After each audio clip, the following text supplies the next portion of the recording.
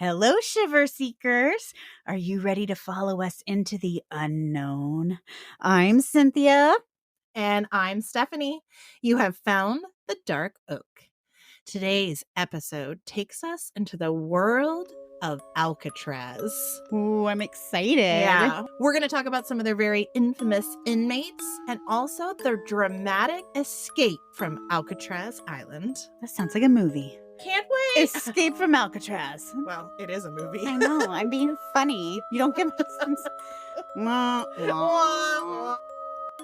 welcome to the Dark Oak, the mystery podcast with purpose. Each month, through our charity called the Branch of Hope Foundation, we give a portion of our earnings from our Patreon and our sponsors to a nonprofit organization related to the first episode of the month. To find out how you can be a part of the movement, head over to thedarkoak.com or stay with us until the end of the episode and we will give you all of the details. Thanks, Cynthia.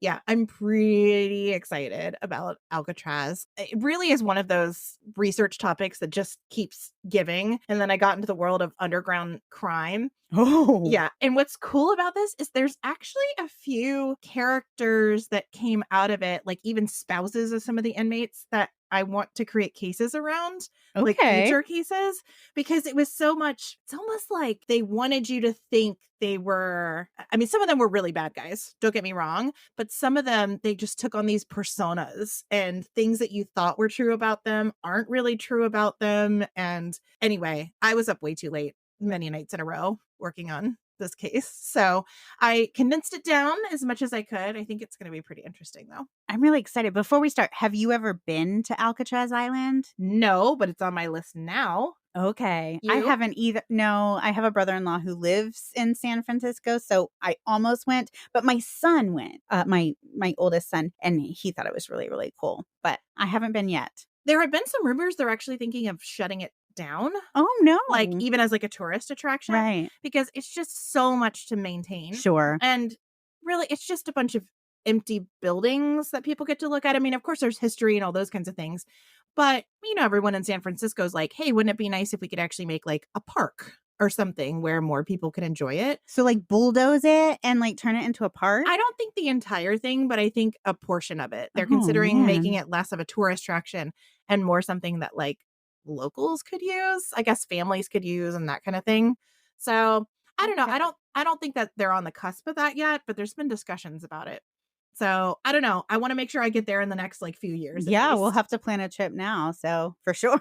Yeah. And especially now that I know some of the characters that were there, I want to go and see their cells. There are certain notorious criminals where they've kept their cells exactly like they were. Ew, I just got chills for some reason. Yeah. Just the thought. It's wild. Okay. Yeah. All right. It's truly this like dark underworld. And I've never been one that's like big on like mob type stuff. Like I'm not big on like mobsters and that kind of thing. But this definitely made me get to know them more. And I find them a lot more intriguing than I thought I was going to. Okay. Well, I'm excited. Tell me more. Yeah. The officially named United States Penitentiary Alcatraz Island, also known as Alcatraz. Okay. Or more famously known as, I don't know. What is it? You're looking at me like I should know. Oh, come on. You're going to notice The Rock. I did not know that. You didn't? I did not know that. Yeah, it's just known as The Rock. Oh my gosh. I'm so out of the loop. I'm so uncool. So out of the prison loop. Don't tell anybody. I'm supposed to know these things. Are you even a true crime fan? I guess not. But the United States Penitentiary Alcatraz Island, also known as Alcatraz or The Rock. There we go. There we go. Simply as The Rock, was a maximum security federal prison on Alcatraz Island. I knew that. Yeah.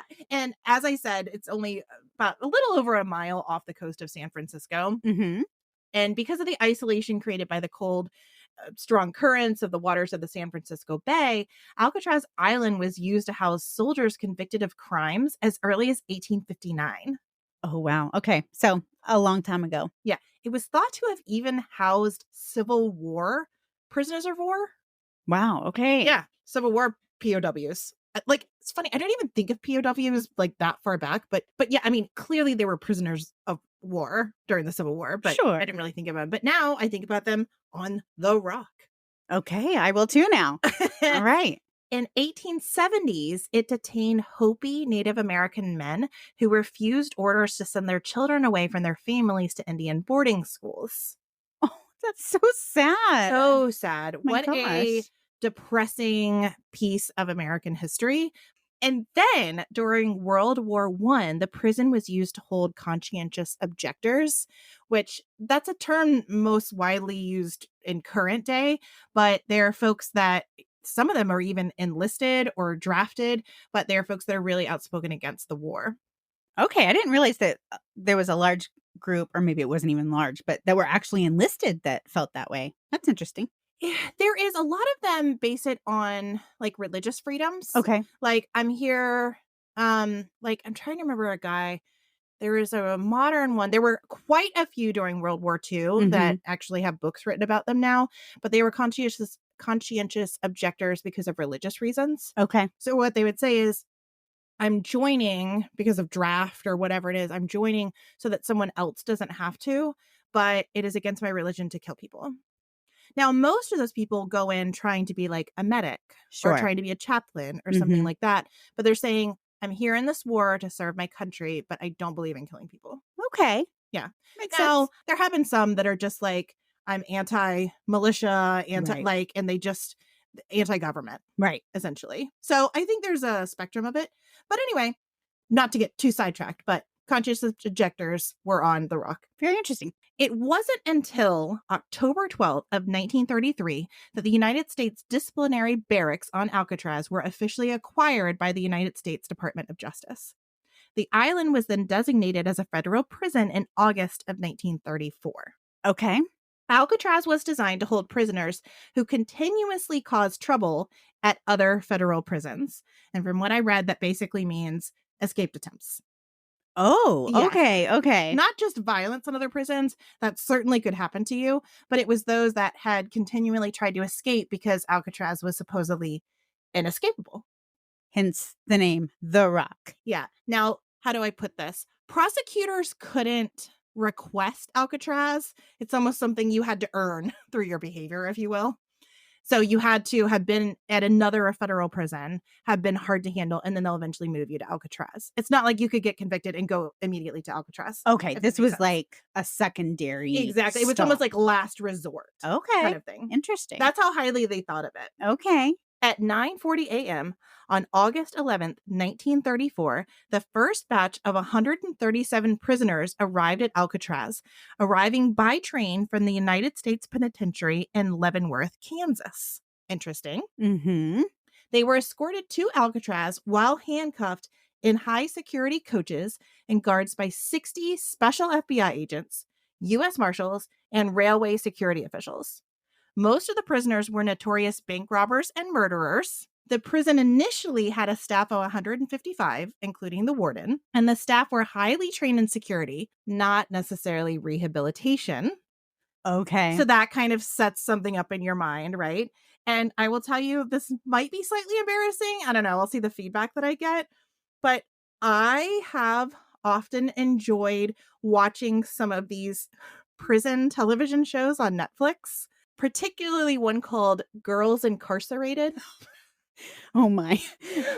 This sounds like an adult channel show to me, quite frankly. Actually, I like it because what it is, it's young girls that have gotten themselves in the system, teenage girls, and they're essentially just lost. Sure. And they go into this rehabilitation program and they're genuinely trying to give them life skills, to give them an education, and to kind of set them up for when they get out to do better in their life.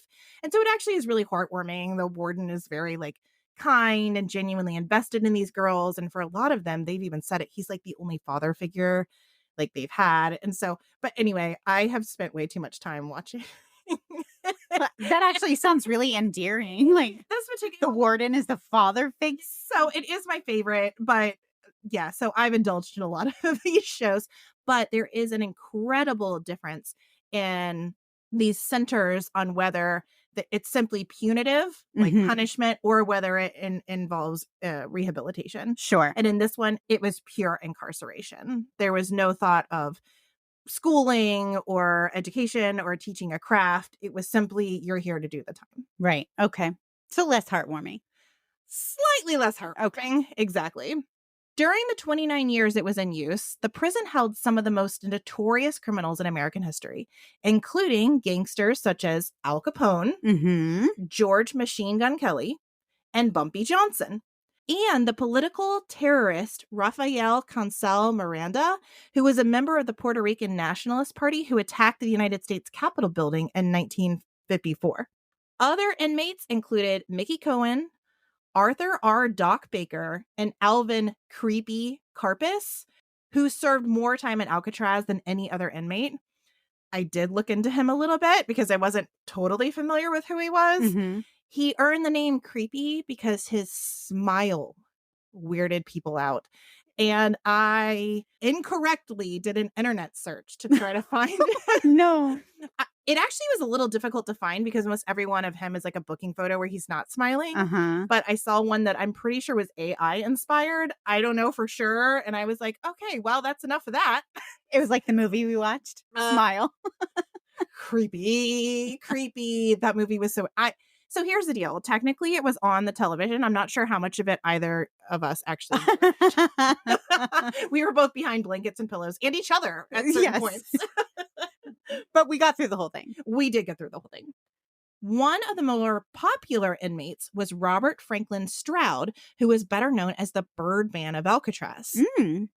In 1909, Stroud brutally murdered a bartender who had allegedly failed to pay a prostitute for whom Stroud was pimping in Alaska. Okay. Now, according to Stroud, he was merely seeking revenge on the bartender after the bartender attacked his mistress. So, in the end, he brutally killed a man. So, tomato. But, we could question some of his motives there. Sure. Regardless, after the shooting, he stole the bartender's wallet to ensure that he and his mistress would receive compensation for their services. I mean, why wouldn't you? Why not? The deed's already been done. It's who we hurting here. Pick his bones. In 1911, Stroud was convicted of manslaughter for the shooting of the bartender, and he was sent to serve out his sentence on McNeil Island, which was a federal penitentiary in Washington state. His record at McNeil indicates that he was violent and difficult to manage. On one occasion, Stroud viciously assaulted a hospital orderly who he insisted had reported him to the administration for attempting to procure narcotics through intimidation and threats. On another occasion, he just stabbed a fellow inmate. So, not the best anger management going on here. Gotcha. Shortly after receiving an additional 6-month sentence for his hostile actions, Stroud was transferred to Leavenworth Federal Penitentiary in Kansas because of ceaseless complaints about his threats towards other inmates. Okay. In 1916, after Stroud was refused a visit with his brother, he stabbed a guard to death in front of 1,100 inmates at the prison mess hall. Wow. So you definitely don't want to get on his bad side. Definitely not. He was convicted of first-degree murder and sentenced to death by hanging, and he was ordered to await his death sentence in solitary confinement. His mother desperately pleaded for his life, and finally in 1920, President Woodrow Wilson commuted his death sentence to life imprisonment without parole. How they pulled that off, I'm not really sure. As a result of Stroud's unpredictable and violent outbursts, Warden T.W. Morgan directed that Stroud be permanently placed in the segregation unit to live out his sentence in total solitude. Oh my gosh. Honestly, death would have been better. Death would have probably been better. I can't believe that that's still a thing, like solitary confinement. It literally makes you nuts. That's awful. Over the course of Stroud's 30 years of imprisonment at Leavenworth, he developed. Now, this is actually interesting and why a movie was made of him. Okay. But in his years of solitary confinement, he developed a keen interest in canaries, birds, after finding a nest of injured birds in the recreation yard. Stroud was initially allowed to breed birds and maintain a lab inside 2 adjoining segregation cells, since it was felt that this activity would provide for productive use of his time. As a result of his privilege, Stroud was able to author 2 books on canaries and their diseases. He wrote Diseases of Canaries, which was smuggled out of Leavenworth and published in 1933. After raising nearly 300 birds in his cells, carefully studying their habits and physiology, he even developed and marketed medicines for various bird ailments. That's so crazy. It's so crazy, right?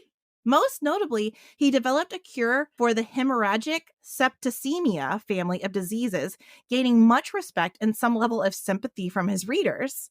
However, he was transferred to Alcatraz in 1942 after it was discovered that he had been secretly making alcohol by using some of the equipment in his cell.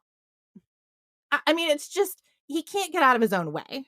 Yeah, I mean, but here's the thing, and I don't know, but you're in solitary confinement for the rest of your life. Like, wouldn't you just do anything you could that would just make your day a little interesting? Probably.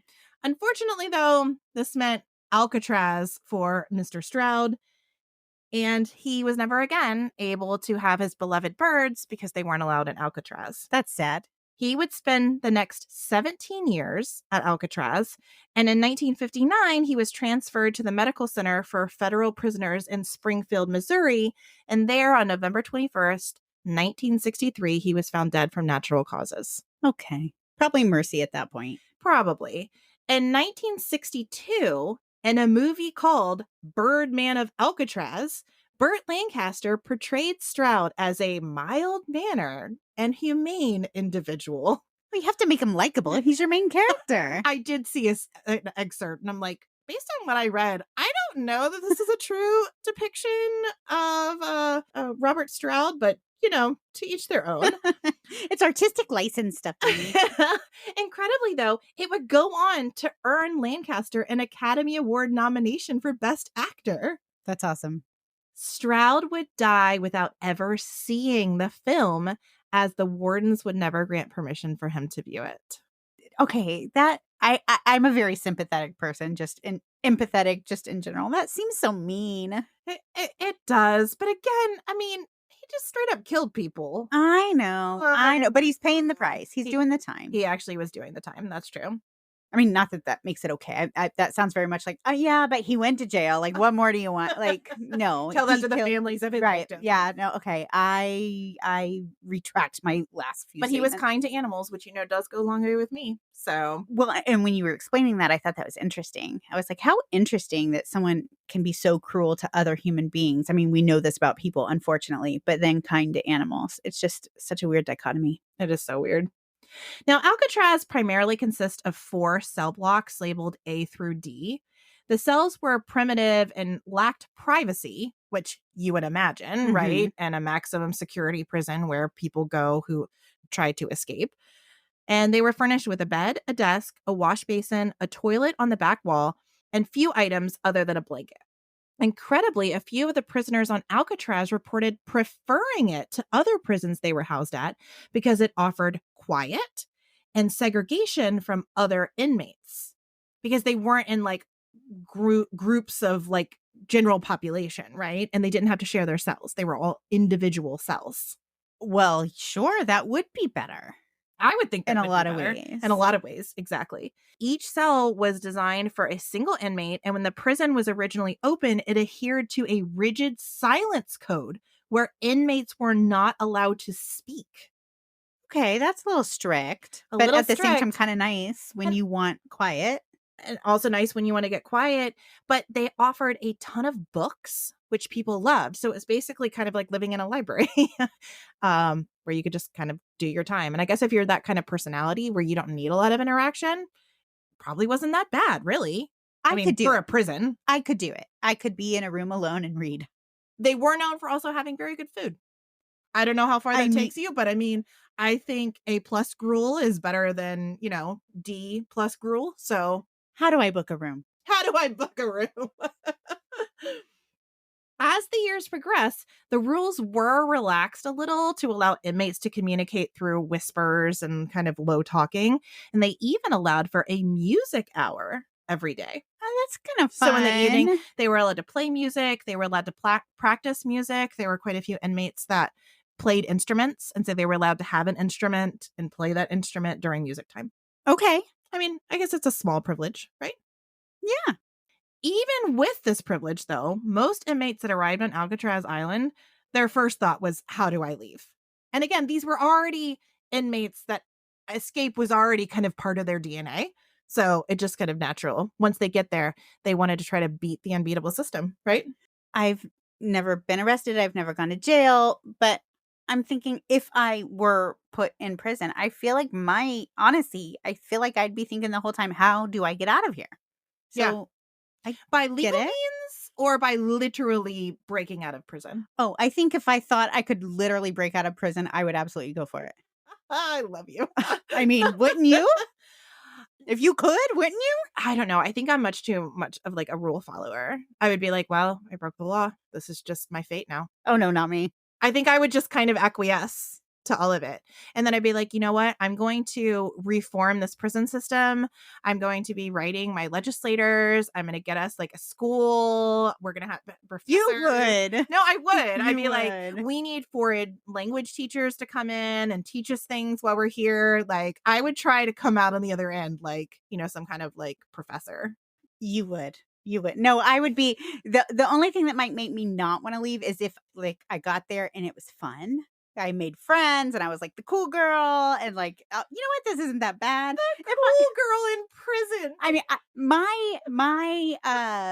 I watched a lot of Orange is the New Black. So. Like, oh, girl. You know that's made up, right? No, it's based on a true story. Well. I mean, I read the book too. I know it's, again, artistic. Like, all I'm saying. Aren't you worried, though, that you're going to, like, say something wrong to somebody and they're just going to come, like, shank you or something? That's why you got to be the cool girl. Oh, gosh. Oh, you gotta make friends. Gotta make friends. Yeah, I don't know where I would fit in that hierarchy, though. So, well, listen, would you accept me into your group? Always. Okay. All right. I'll make you the person who, like, gets our schools and stuff going. That's right. I'm all about your education. Yeah. Now, contrary to popular belief, it was possible to escape and swim all the way to shore. Everyone, all the officials would like the inmates to believe it was not possible. And truly, I mean, it would be difficult, but it is not impossible. However, during its 29 years of operation, the penitentiary claimed that no prisoner successfully escaped. And I want to say that again. The penitentiary claimed that no prisoner successfully escaped. Which I can see all the reasons why they would want that to be the widely accepted belief. Absolutely. Over the 27 years, though, a total of 36 prisoners made 14 escape attempts. 2 men trying twice. 23 were caught alive. 6 were shot and killed during their escape. 2 drowned. And 5 are listed as, quote, missing and presumed drowned, end quote. But that's interesting. Are they really? We're going to go into that. Okay. Now, before I go into those missing men, I want to tell you about the most violent incident that has occurred at Alcatraz. It was on May 2nd, 1946, and a failed escaped attempt by 6 prisoners, which led to what is now called the Battle of Alcatraz. Oh, wow. Okay. Bernard Coy, Joseph Kretzer, Sam Shockley, Clarence Carnes, Marvin Hubbard, and Moran Thompson took control of the cell house by overpowering correctional officers and were able to enter the weapons room, where they then demanded keys to the outside recreation door. A quick-thinking guard, William Miller, turned over all but the key to the outer door, which he pocketed. The prisoners' aim was to escape by boat from the dock, but when they were unable to open the outside door, they decided to stand their ground and battle it out. Oh, wow. So they had the weapons now. Mm-hmm. They held Miller, the guard, the quick-thinking guard, and a second guard hostage. Prompted by Shockley and Thompson, Kretzer shot the hostages at close range. Miller succumbed to his injuries, and the second guard, Harold Stites, was killed by friendly fire. Oh, bummer. Although Shockley, Thompson, and Carnes returned to their cell, the other three, Coy, Kretzer, and Hubbard, persisted with their fight. The U.S. Marines intervened and killed the three prisoners. In this battle, apart from the guards and prisoners killed, 17 other guards and one prisoner were also injured. Shockley, Thompson, and Carnes were tried for the killing of the correctional officers. Shockley and Thompson were sentenced to death in the gas chamber, which was carried out at San Quentin on December 1948. However, Carnes, who was only 19 years of age at the time, was given a second life sentence. So he's never getting out, but it wasn't death. In my research, I also found there's a TV movie called Alcatraz, The Whole Shocking Story, which, from what I read, is a fairly factual documentary of the Battle of Alcatraz through the eyes of Carnes. That's really so many things about him. First of all, the fact that he's only 19 years old. I know. I mean, that breaks. I have a 19-year-old son that breaks my heart. Can you imagine? No. I mean, at 19, your frontal lobe isn't formed. Like, yeah, exactly. 2 life sentences. Oh, wow. Yeah. Now, my last week was a little bonkers, so I didn't get a chance to view it, but it's actually part of my evening lineup tonight to be able to watch this. So it's from like the 1980s. But again, any kind of factual movie I'm all about. I think it would be really interesting to see kind of his perspective on this. Like, how did he get wrapped up in this? Right. And survive it. The lone survivor of the men That's trying right, to escape. That's right. Because 3 were killed during the actual battle, and then 2 were sent to death. So yeah, he's the only one that survived. Wild. I would like to tell you about one other man who tried to escape. His name is John Paul Scott. And I'm telling you this because I want you to keep in mind as I go into our missing escapees in the next story here. But John Paul Scott did escape from Alcatraz, and he swam to the shore and made it. Now, this is in 1962. However, by the time he made it, he was really hypothermic and tired. So he was almost unconscious. And so he was found on the shore and sent back to Alcatraz. But the fact of the matter is, he made it. So it is possible. It is absolutely possible. And this is even more compelling. Just for funsies, there's an annually hosted Escape from Alcatraz triathlon, which includes a required 1.5-mile swim from the island to the bay shore. Wow, that's pretty cool. But people do it every year. Right. And there was a 9-year-old that participated in this, and she made it. Now, these are, I'm assuming, well, maybe not a 9-year-old, but I'm assuming these are, highly trained athletes, because I'm not doing a triathlon. But well, naturally, they would have been conditioning. Right. But what's to say that someone planning on escape didn't condition themselves? True. Yeah. So here we are. Here's the big mystery. Okay. Also in the year 1962, 3 inmates would pull off what would be the most ingenious prison break of all time, if it was successful.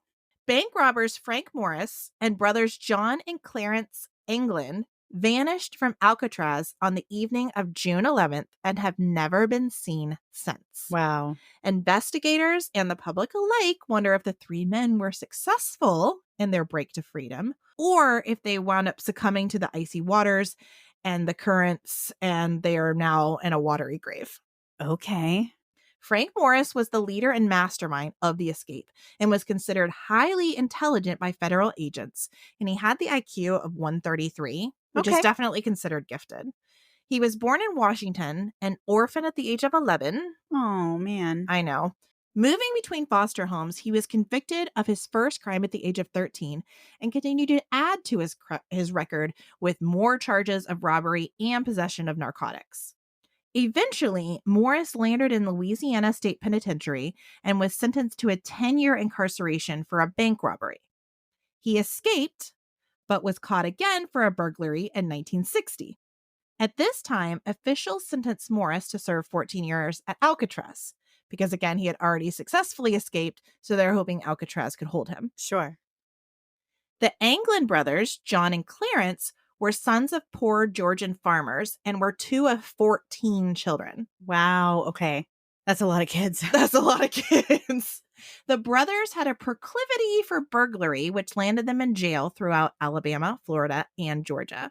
They often attempted escapes and ultimately found themselves in Alcatraz after a 1958 bank holdup in Alabama. While serving time on the Rock, Morris, the Anglin brothers, and Alan West, a fourth prisoner who was convicted of car theft and transferred to Alcatraz after an unsuccessful escape attempt from another state prison, began to realize a plot for their escape. As it would happen, the four men all knew each other from previous incarcerations in Florida and Georgia, and they were all assigned adjacent cells on the same cell block. Oh, that's too ironic. I mean, an escape attempt was almost inevitable. You have four hardened criminals who love to try to escape. They all know each other, and they're all within communication distance. Yeah, no, it's a done deal. It's on. It's on. And again, Morris, really smart. What struck me about him is the fact that you have this really intelligent person who is so young, experienced such tragedy. And it just makes me so sad because it's like, man, if a different set of circumstances, think of what he could have done. He's obviously brilliant. Well, this would certainly be the argument towards confinement that has rehabilitation attached to it. Right. You know, he very likely could have come out the other side different. Right. But that wasn't his fate, unfortunately. Okay. Now, the four men smuggled out spoons from the dining hall, and they began slowly scraping away at the 8-inch thick concrete walls of their cells in hope of reaching a common unguarded utility corridor on the other side. Okay, so Shawshank Redemption. I think they actually got a lot of that material from this. Which I feel like I've heard that. I feel like I've heard it's kind of loosely based. Yeah. But okay. One of the men even fashioned a homemade drill out of the motor of a broken vacuum cleaner. Brilliant. Brilliant. Morris disguised any noise that would be heard by making sure he always had a regular evening accordion practice. Remember music hour? Yes. That's when most of their work happened. Okay, but how did they hide it? Did they have a big poster of a hot woman in a bikini? Just like in Shawshank Redemption? Yeah. Yeah, well, I'll tell you there. Okay. So each man started working around an air vent that was under their sinks in their room. Okay. So they thought, well, let's just start with a hole that's already there, right? Okay. Makes sense. Sure. And what they would do is they would drill or scrape closely spaced holes around the cover so that the entire section of wall would be removed. Okay, I'm trying to visualize this. So there's the, like a rectangular vent, like a grill. Okay. And they would drill holes all the way around it. So it's almost like when you're tearing out like a perforated piece of paper. Okay. And all the little holes go bloop, bloop, bloop, So bloop. they just pull the whole thing out. They could pull the whole thing out and then they could put it back up. Most of them, though, would hide the hole. They would have like a suitcase or a piece of cardboard or something like that. Okay. One of the men, I couldn't find out which one, even designed a fake grill, like an air vent grill out of paper mache from a newspaper. Oh my gosh. Okay. To disguise it. Okay. It's also, where are the guards? We're not like walking by and like, well, looking at these people, what they're doing? I guess not. I just feel like these guys were just one step ahead. That's how well, that, and they probably didn't think there was a high risk that they're going to be digging out of their cells because this place is, unbreakoutable. Well, in some ways, I do feel like that. I feel like the guards were always told, well, it's inescapable. It's inescapable. Right. Yeah, well, I think you just haven't had the right inmates. Right. Okay. It's inescapable until someone escapes. Right. Right? Right. And clearly that had been escape attempts before. Sure. And one was almost successful. All right, I'm really invested. Once each of the men reached the corridor, they made their way down the hall and climbed up to the roof of their cell block inside the building, where they set up a secret workshop. So they're literally above their cells in this like ceiling space, and they set up a whole workshop to plan their escape. And they used it to gather materials. Some of them were stolen, some of them were donated, and they had this whole scheme. So they took 50 raincoats, which they stole and gathered over time, and they fashioned them into makeshift life preservers and a 6 by 14-foot rubber raft. Wow. Right? And this is all just sitting on top of their cells. Sitting on top of their cells. Okay. Exactly. The seams were carefully stitched together and what is called vulcanized by hot steam pipes in the prison. And vulcanizing rubber, I had to look it up. It's a way of treating the plastic so it becomes more rigid and gives it more strength. Some of it you can do it chemically, some of you can do it by heat, but you essentially fortify this rubber. So it goes from being just a raincoat into something that can actually hold air. Okay. The guards found an article on vulcanizing plastics in Morris's cell in a March 1962 issue of Popular Mechanics, and an article titled "Your Life Preserver: How Will It Behave If You Need It?" Red flag, red flag, Yes, red flag. hello. They also built wooden paddles and converted a stolen concertina into a tool to inflate the raft. Now, are you familiar with what a concertina is? No. Concertina, I should say it correctly. It looks like a baby accordion. Okay. So, the big Yes, accordion has yes. like the big sides. This is like a little one that you just use with your hands. Okay. But they stole it from another inmate. And they made it so it was like a bellow and pump air into the raft. Wow, they really are smart. Genius. Yeah. It's like, why don't you just use this for good? That's not as fun. Yeah, probably not. Well, at least not for us at this Right. point. Now, they would take turns watching for the guards in the evening before the last count by using a crude periscope, which helped to keep their preparations clandestine. And just so they wouldn't be missed during their escapades, you had asked about this, right? Like, where are the guards? Yeah. What is going on? First of all, I think they were just really good about timing. Mm-hmm. But Morris wasn't just going to take chances here. So he sculpted fake heads out of handmade paper mache made out of soap, toothpaste, concrete dust, and toilet paper. So he basically made heads with like noses and ears, and then he painted them with paint that he was able to get from the workshop. He painted them skin tone to match their skin tones, and he even glued on hair, which he had gotten from the barbershop floor, to look like hair, eyebrows, and eyelashes. And what the men would do, and it was only the side of the head, it wasn't like a full head, but it was the side. So he would lay it on the pillow, the heads would lay on the pillow, and then they would put blankets and pillows under the blanket so it looked like they were sleeping. So if a guard walked by, they would see a head in like a body shaped form. What I love about prison, besides the makeshift eyeliner and being such a cool girl, in your pretend and my imaginary world where I run the show. Yes. No, it's so interesting to me. Like, it proves how resourceful humans can be when they have to. I totally agree. It's just really like, wow. Genius.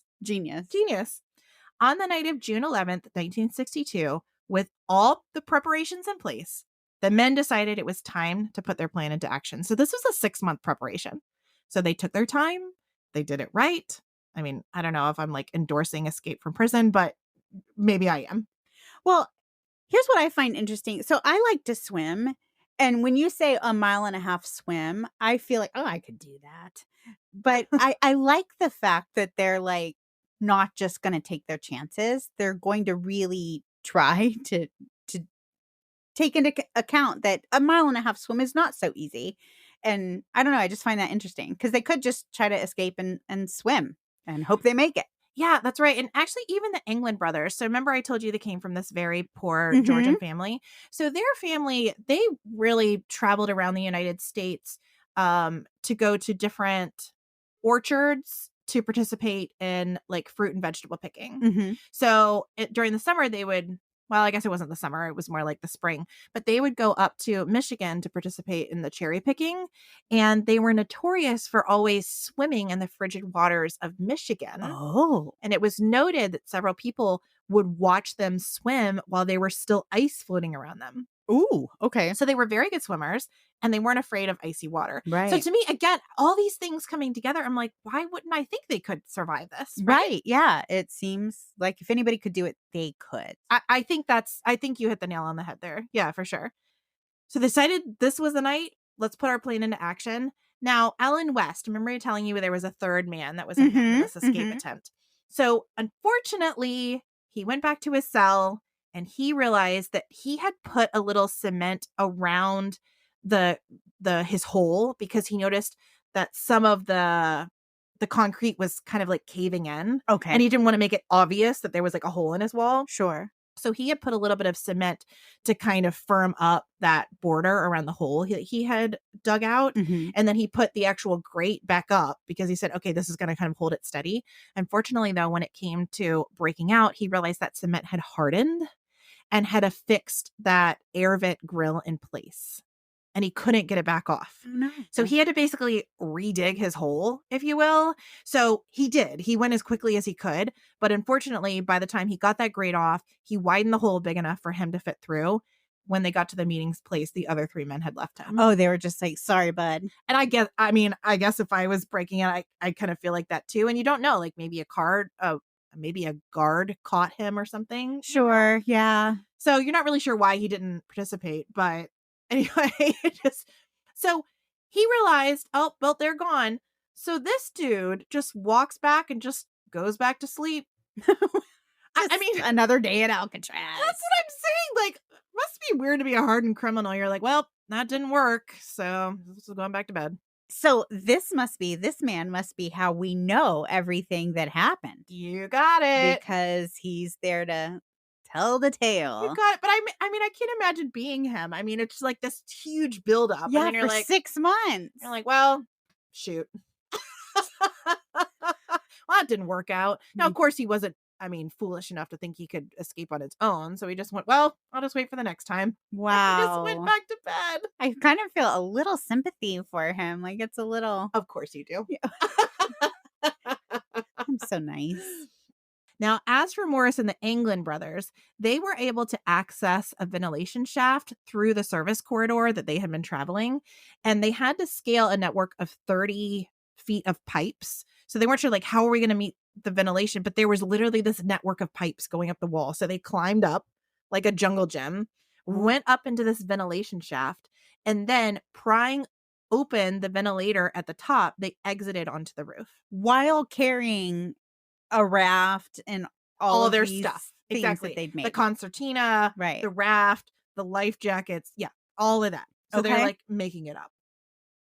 Now, they had previously identified this ventilator on top of this shaft as an ideal exit, and they had unscrewed it over time. But to throw off any suspicion, they had used fake bolts made of soap. Of course they did. Of course they did. Wow. That night, guards did hear a loud crash as the men broke out of the shaft because I think something like fell on the roof. However, the source of the noise was never investigated. Well, yeah. I mean, it's fine. I'm sure it's rats. Yeah, what else would it be? Certainly not some men escaping. Certainly not. No need to go check that out. It's impossible. Now, again, as you said, hauling their gear with them, they descended a 50-foot kitchen vent pipe down to the ground.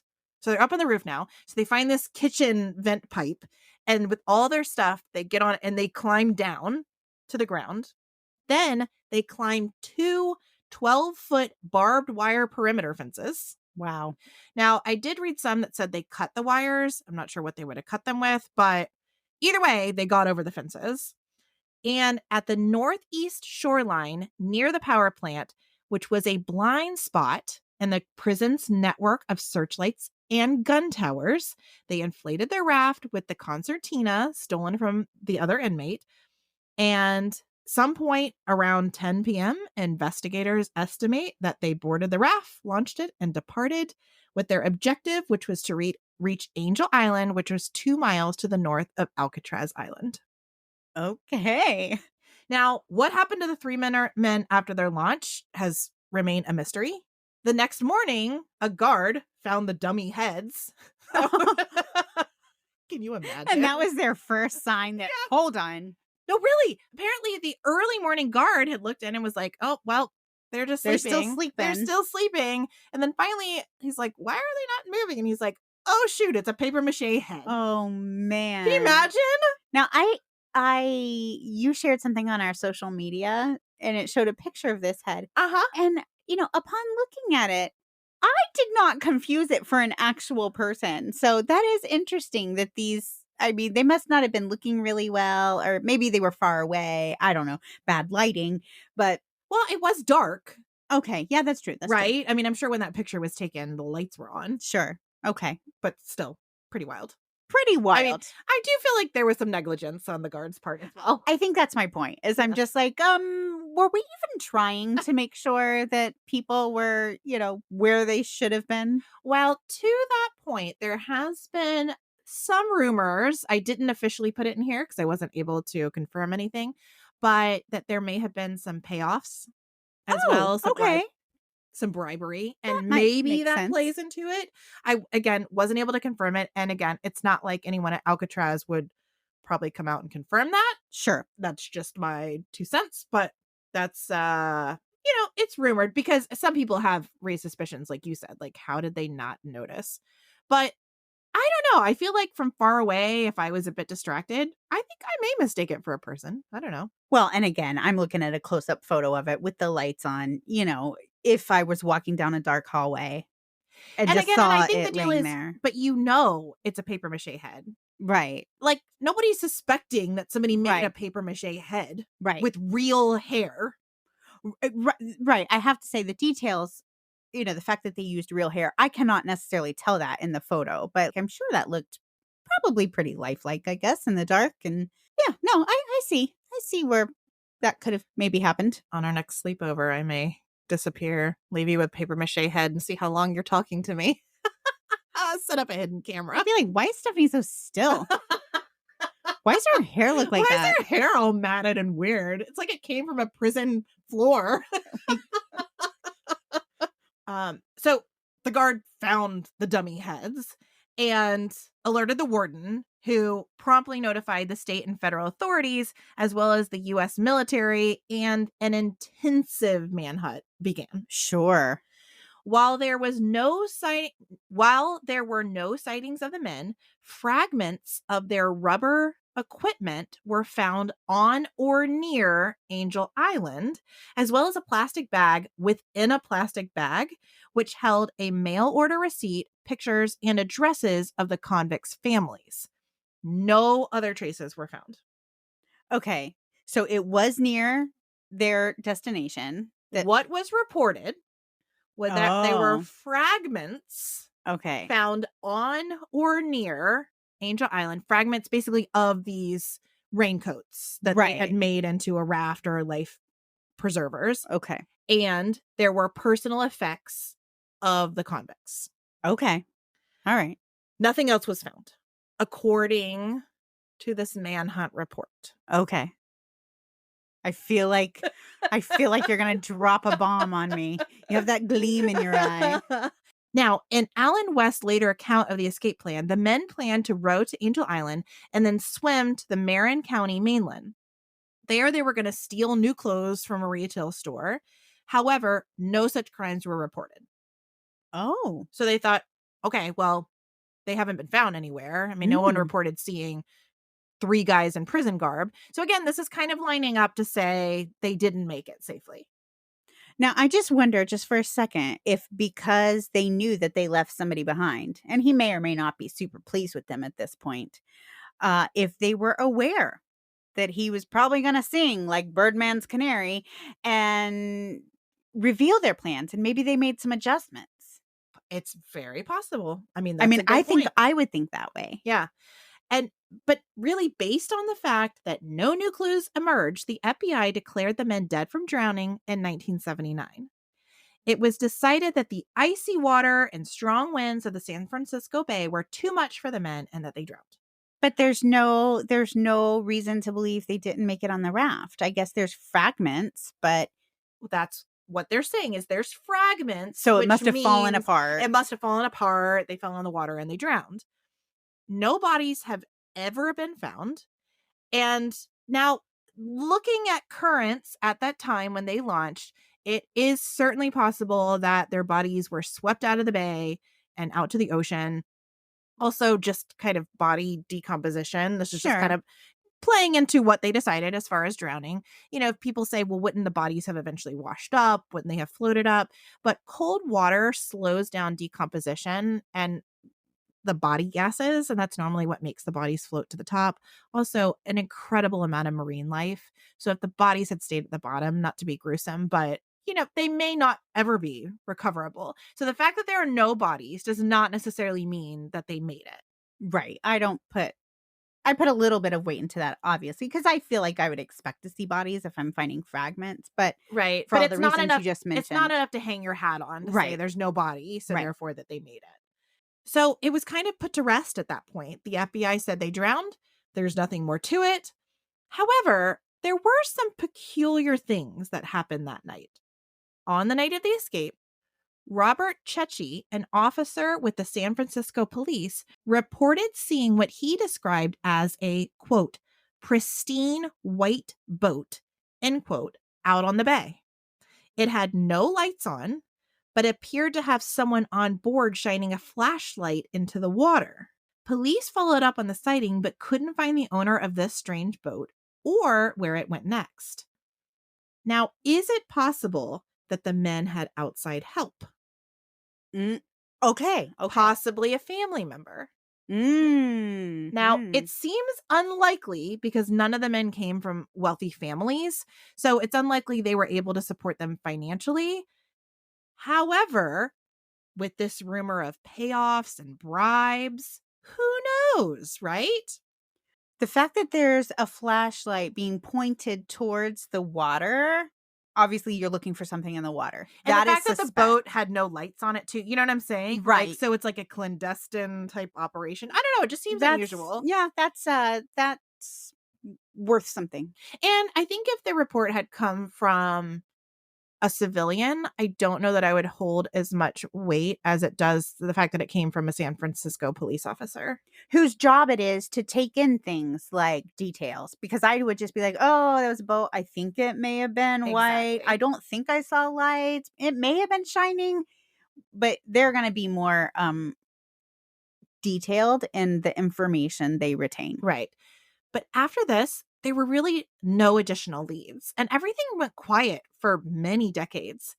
That was until Ken Widner, a nephew of John and Clarence Anglin, came forward saying his uncles survived the escape and made it off the island. He and his brother David went on to do a number of media interviews over the years, sharing what they believed to be proof that their relatives made it out of California safely. As a child, Widner, whose mother, Marie Anglin Widner, was John and Clarence's sister, was used to hearing the tale of his uncle's escape from Alcatraz. He said, quote, "It's been a part of my life ever since I can remember. It was always something that we talked about at family reunions." Of End course. quote. Of course it would be. Now, of course, that could be, urban legend, like just something funny in the family. But he was like, we talked about it like it was fact. And in 2015, he and his brother, David, participated in a History Channel special in which they unveiled what they say is a photograph of John and Clarence Anglin, alive and well, in 1975. According to Widner, the photo was taken by Fred Brizzi, a family friend who gave it to the Anglin family in 1992. Of the photo, he said, quote, "It stayed in my mom's collection for all that time." End quote. This was until he discovered it himself. In a History Channel special titled Alcatraz Escape, The Lost Evidence, Ken and David Widner are shown bringing the evidence to investigators and theorizing that their uncles built new lives as farmers in Brazil following their escape. He said, quote, "I believe it was a way of feeling like, okay, enough time has passed. I believe it was a way for them to let the family know, hey, we did make it. We're okay. We didn't die, but we can't come home." Okay. I mean, I can see that. However, the photo wasn't given to them for 20 years. Supposedly it was in his mom's collection. I will say all of this is a little wishy-washy, so I'm not saying for sure, but... Okay, so the photo wasn't taken and then the photographer gave it 20 years later? I may have misunderstood. No, so the photo was taken in 1975, and it was given to his mom in 1992. He only became aware of it I'm not sure exactly what year, but he presented it in 2015. Okay. But in 1992, their family received the photo. Exactly. They made it. Okay. Exactly. So they still had to wait quite some time. It's a lot of decades. Sure. I mean, a lot of things going on. Mm-hmm. This photo is online if you wanted to go look at it. Okay. Is it them? Well, it's hard to say, and I'll tell you what the experts have said about it. So the photo has really been, under intense scrutiny, of course. Of course. Right? And it's grainy. It's from 1975, and it's definitely an older image, but it has two men in it, both wearing sunglasses, looking directly at the camera. And it definitely looks like, they're in some kind of like farmland, and both of the men, they're wearing shirts and shorts and wearing sunglasses and looking at the camera. Michael W. Street, a retired police sergeant and sketch artist for the Baltimore Police Department, who now offers services as a forensic image expert, is featured in this documentary, Alcatraz Escape: The Lost Evidence, and he analyzed the image and compared it to the three men's booking photos and offered an encouraging assessment, saying he sees, quote, more in the images that's similar to verified images of the men than I see that's dissimilar. Okay. End quote. Michael Dyke, a now retired deputy at the U.S. Marshals, investigated the fate of the Alcatraz escapees for years. In 2016, he expressed doubts about the photo, telling ABC 30 that some physical characteristics suggested it didn't depict the Anglin brothers. Though he also said it couldn't be ruled out as a possible lead. Of the photo, Dyke says, "You cannot do facial recognition on either of them, because in order to do facial recognition, you need to see the eyes, the pupils, and the corners of the mouth, also the height of the ears on the head. The men in the photos, as we just said, have long hair, sunglasses, and facial hair. This means there's no valid way of conducting facial comparison on either men. So we're really just going by the naked eye. There's no way to scientifically see if this photo is really of the Anglin brothers." And you lose a lot just in having sunglasses. I look like a different person with sunglasses on. Yeah, absolutely. You look like a secret agent. I do. Yeah, I know. I've seen you with sunglasses. That's why I like to wear them and walk around in all black. It makes me feel very important. I'm like, I know her. She's so cool. Talking to my lapel as if I have. Exactly. Now, in 2022, though, Dyke was more definitive. He said, quote, "After working the case for 17 years, it is my opinion that the three men very likely did not survive the first night of their escape. Because no body has been recovered, you can never say it's 100%, but based on all the evidence, more than likely all three of them died that night and were swept out to the ocean." End quote. So it seems like the government and the official theory is that the raft failed and the men succumbed to the freezing temperatures and drowned. Correct. That's what they believe happened. That's correct. Now, one more interesting twist. In January of 2018, CBS San Francisco published an extract of a letter addressed to the FBI that said that criminals had been at large since the 1960s. The sender wrote, quote, "My name is John Anglin. I escaped from Alcatraz in June 1962 with my brother Clarence and Frank Morris. I'm 83 years old and in bad shape. I have cancer. Yes, we all made it that night, but barely." Now, the letter was sent to the San Francisco Police Department's Richmond station in 2013. It wasn't made public until 2018. That's weird. That's weird, right? We're going to hold on to it for 5 years when it's just a joke letter. Exactly. Kind of weird, right? Now, it was revealed that the letter was kept under wraps during the lengthy investigation into the letter and its origins. Valid. An FBI laboratory examined the letter for fingerprints and DNA and analyzed the handwriting within, but the results were inconclusive. Okay.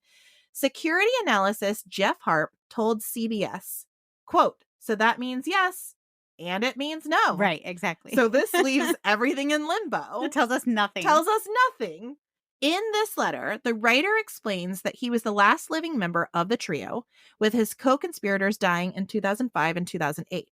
He offered a deal. If authorities announced on television that he would receive a single 1-year jail sentence in which he could have the medical treatment he needed, he would, quote, write back to you to let you know exactly where I am. This is no joke, end quote. But the FBI never did any of this. What? Instead, repressed the letter. Wouldn't you do it? First of all, your official statement. Isn't this weird? Yeah. First of all, your official statement is that he didn't even make it. So, right. What do you have to lose? What do you have to lose? Right. Even if it's just a hoax, which, I mean, it probably was. Oh, I don't think it was. Well, it certainly raises suspicions. If they thought these men were dead and had drowned, what do you have to lose by just... Right. And they never told the family that they had received this letter. Yeah. I mean, I do understand, okay, we're investigating it. And so I actually kind of like that they didn't just plaster it all over everywhere, because you want them to do a thorough investigation. So I do appreciate that they took 5 years to investigate this letter that they believe must be a hoax.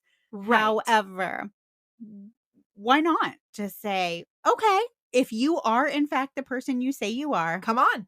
1 year. I mean, he's in poor health. What do we have to lose? What do you have to lose? Right. If nothing else, just bring him in for questioning and then say, oh, we lied. Right. You know what I mean? Right. Yeah, that's weird. Weird.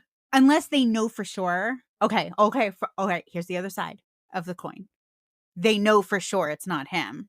They know for sure it's a hoax. Well, then why go through with all the analysis of the letter? Okay. Fair. Why take 5 years? Right. Why spend government money? Okay. Yeah. All right. Good point. All right. I have no answer.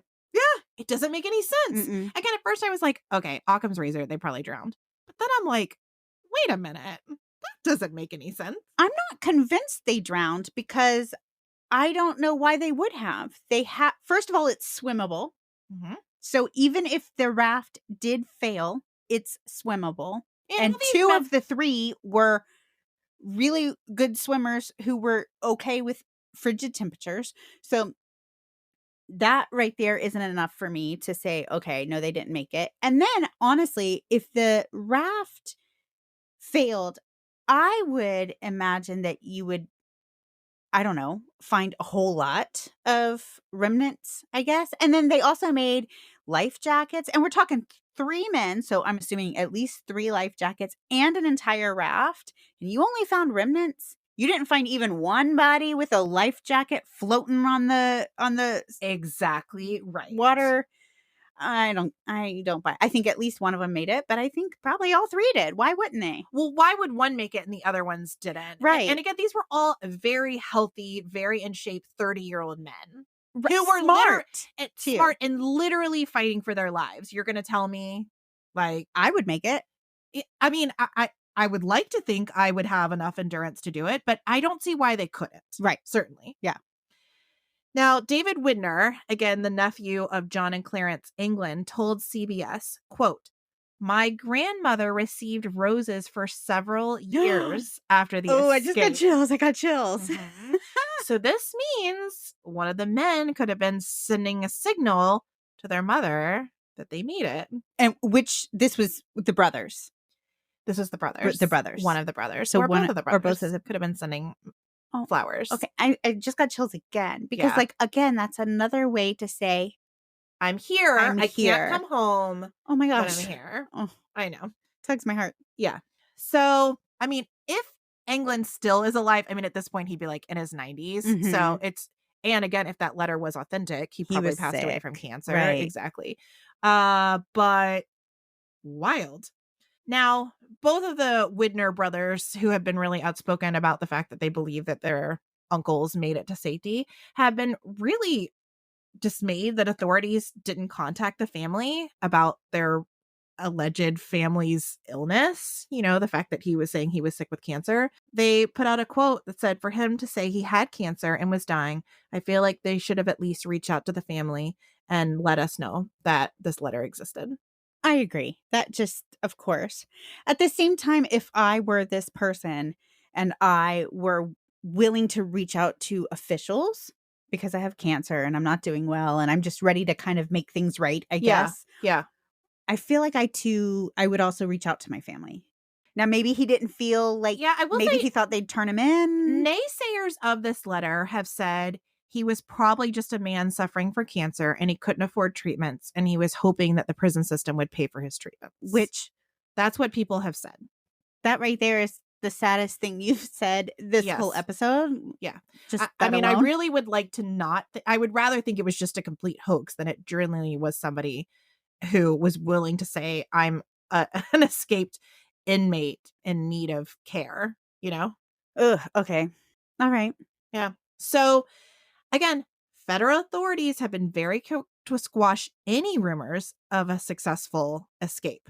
I mean, they hardly even look into it, yet they do, which is weird. But secretly.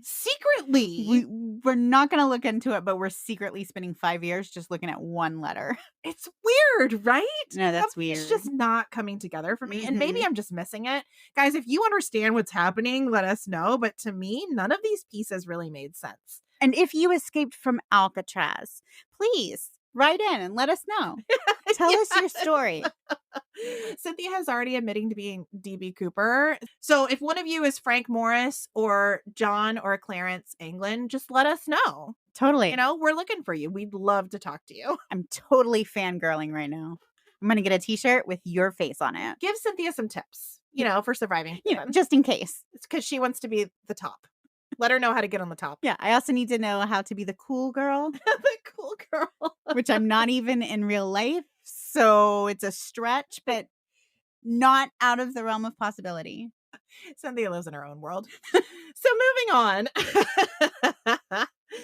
In an interview with CBS San Francisco, the U.S. Marshals investigating the case told the broadcasters they considered the lead, meaning the letter, to be closed with no merit and a simple hoax from someone hoping to scam and embarrass federal and local authorities.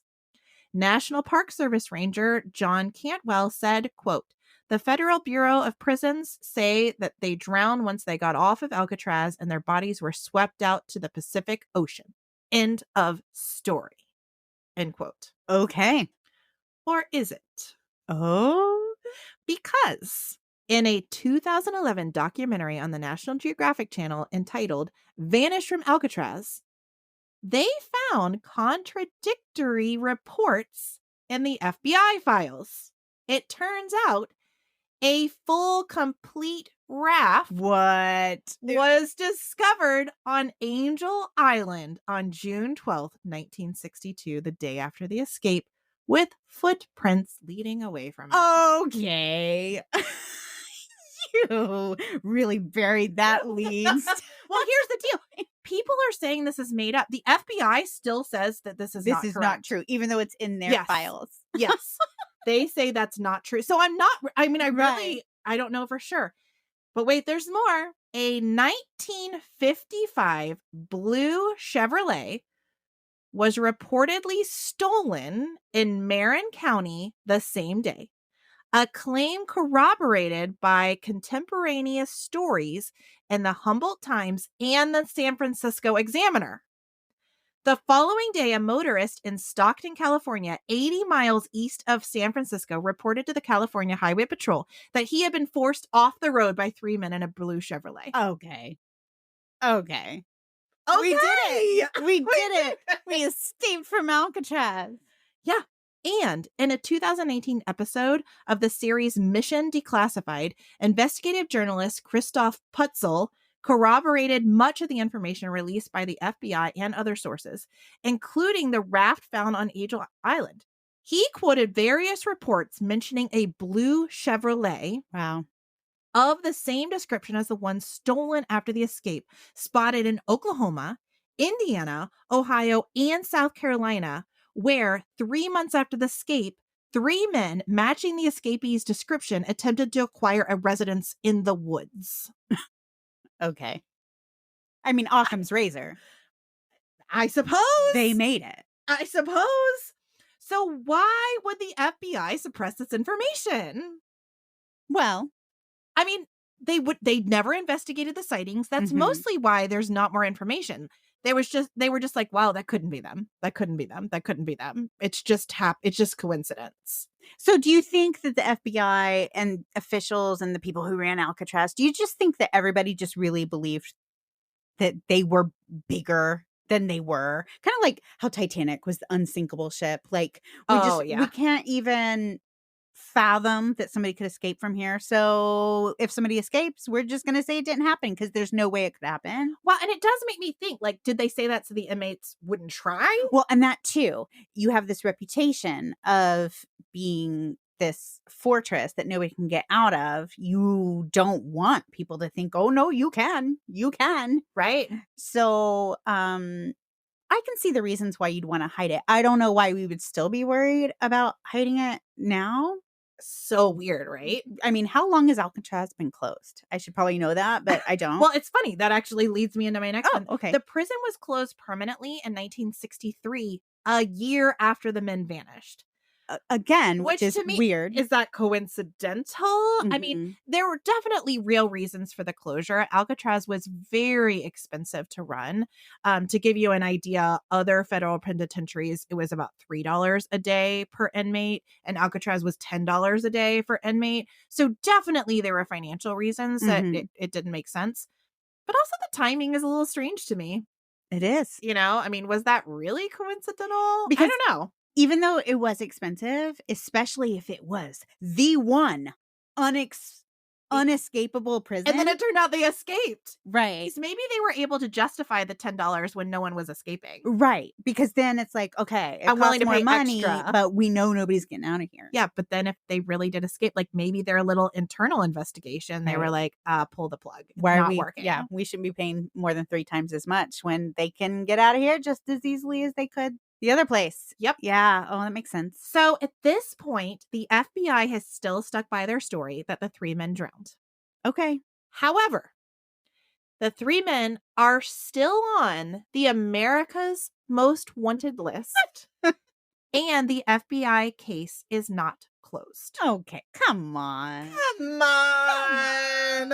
So how can you have one without the other? It doesn't make sense to me. I'm just like, gotta be kidding. What the heck?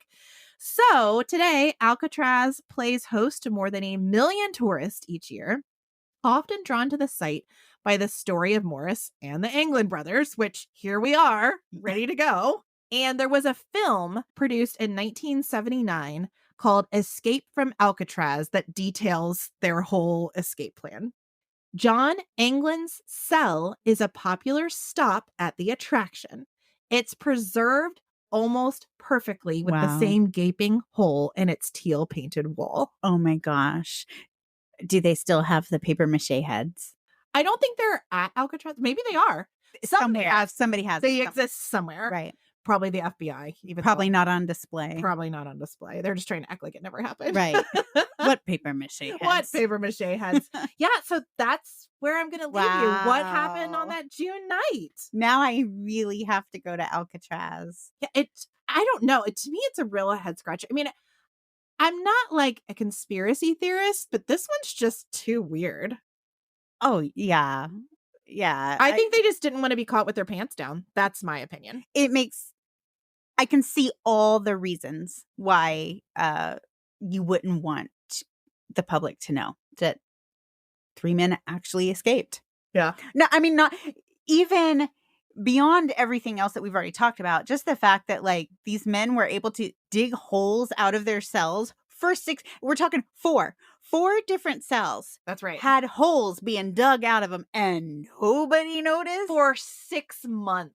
Right. Like, I mean, come on. This is going to start at the top, but come down. Like, yeah, a lot of people really failed here. Yeah. Even if they didn't survive. So I can see why it would just be easier to make it go away. Yeah. Oh, I like it, Stephanie. That was really fun. Fun. All right. So we're going to go over our new structure for our Branch of Hope Foundation. For the past 3 months, Cynthia and I have really been working to make the Branch of Hope Foundation as effective as possible. And we're focusing on 3 ways. The first is giving in a meaningful way. The second is increasing the dollar amount given to each organization we choose to support. And the third is making it easy for you, our shiver-seeking listeners, to participate, share stories, and to give. The true crime stories we tell on this podcast do provide entertainment and excitement, but we also want to remember that they are about real people. Each of these people we talk about, they have families, they have friends, they have hopes and dreams, and all those things are valid and important. And with the Branch of Hope Foundation, we're allowed to give back to the community and spread awareness about these unsolved cases and hopefully bring a little bit of comfort and hope. In light of this, Cynthia and I have decided to make one more little tweak to the Branch of Hope Foundation. Starting this month, we will only feature one Branch of Hope Foundation nonprofit recipient. We believe this will allow us to bring more awareness and financial support to each individual organization and give them more of a chance to shine. In the last 3 months, we were giving you 2 options. Now we're only going to give you one, and we're just going to let them just soak it all in and bring as much awareness to them as possible. And we really appreciate your loyalty, the listeners that have been with us from the beginning. Cynthia and I, we just talked about it last week. I mean, only August of 2023 was our launch. We're really babies. We're like brand new. We're a brand new startup podcast. So I know folks that have been with us from the beginning, I know it probably feels like every 3 months we kind of like change up what we're doing, but we're really just trying to do these little tweaks to make it feel good for us, to make it easy for you, and to do good work. We really want to give back in a meaningful way. We are still simply a podcast leading through words and actions, and we want to make sure your voice is heard. If you love this episode, love us, or love what we are doing at the Branch of Hope Foundation, please like and subscribe and tell someone. Forward this episode to a friend who might like it. You can also join our Patreon, which will allow us to keep creating and connecting with you. Also, head to our Twitter, Facebook page. Let us know what you think about our new design, our new Branch of Hope Foundation setup. Yeah, setup. There you go. Thank you. You're welcome. And send us an email at thedarkoakpodcast@gmail.com. We're open to your questions, your comments, and anything else you want to share with us. And for other ways to connect, you can hop over to thedarkoak.com and be sure to follow us to our next episode where we cover, I don't even know how to describe it. It's the death of Kanika Jenkins. Oh. Does that ring a bell for you? Oh, it does. This one's pretty tragic, right? Not only, I mean, it's so incredibly tragic, but the case is surrounded in conspiracy theories and just there's so much mystery surrounding this case. We could spend a week talking about it. So don't forget to tune in next week so you can hear more about that case. Oh boy. Well, you know I'm going to be here. You don't really have a choice, do you now, Stephanie? I mean, you kind of are. You're the other half. The other half, indeed. And you know what? I wouldn't have it any other way. Me neither. All right, Shiver Seekers, thank you so much. Love you guys. Bye. Bye-bye.